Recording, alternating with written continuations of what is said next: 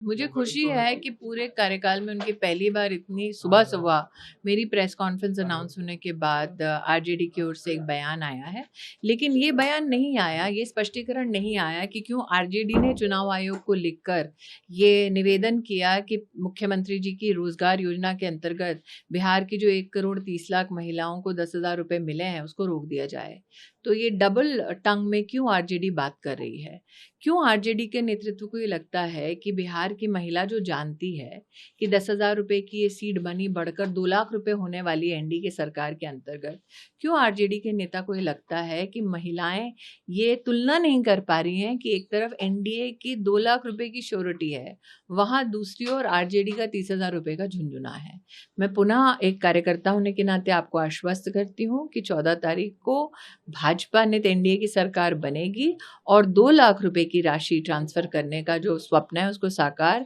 मोदी सरकार ही केंद्र के माध्यम से सुनिश्चित करवाएगी। मुझे खुशी है कि पूरे कार्यकाल में उनकी पहली बार इतनी सुबह-सुबह मेरी प्रेस कॉन्फ्रेंस अनाउंस होने के बाद आरजेडी की ओर से एक बयान आया है। लेकिन ये बयान नहीं आया, ये स्पष्टीकरण नहीं आया कि क्यों आरजेडी ने चुनाव आयोग को लिखकर ये निवेदन किया कि मुख्यमंत्री जी की रोज़गार योजना के अंतर्गत बिहार की जो 1 करोड़ 30 लाख महिलाओं को 10,000 रुपए मिले हैं, उसको रोक दिया जाए। तो ये डबल टंग में क्यों आरजेडी बात कर रही है? क्यों आरजेडी के नेतृत्व को ये लगता है कि बिहार की महिला जो जानती है कि 10,000 रुपए की ये सीट बनी बढ़कर 2 लाख रुपए होने वाली एनडीए की सरकार के अंतर्गत, क्यों आरजेडी के नेता को ये लगता है कि महिलाएं ये तुलना नहीं कर पा रही हैं कि एक तरफ एनडीए की 2 लाख रुपए की श्योरिटी है, वहां दूसरी ओर आरजेडी का 30,000 रुपए का झुंझुना है। मैं पुनः एक कार्यकर्ता होने के नाते आपको आश्वस्त करती हूँ कि 14 तारीख को भाजपा नेत एनडीए की सरकार बनेगी और 2 लाख रुपए की राशि ट्रांसफर करने का जो स्वप्न है उसको साकार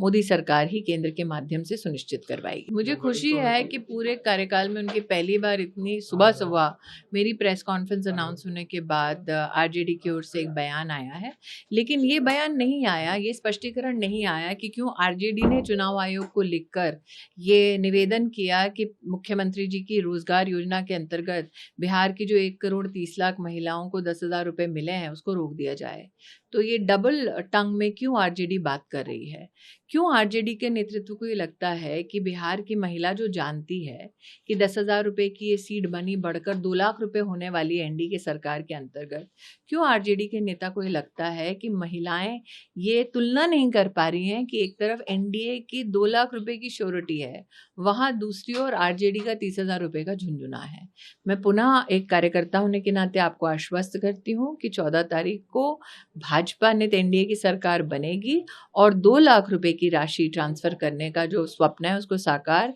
मोदी सरकार ही केंद्र के माध्यम से सुनिश्चित करवाएगी।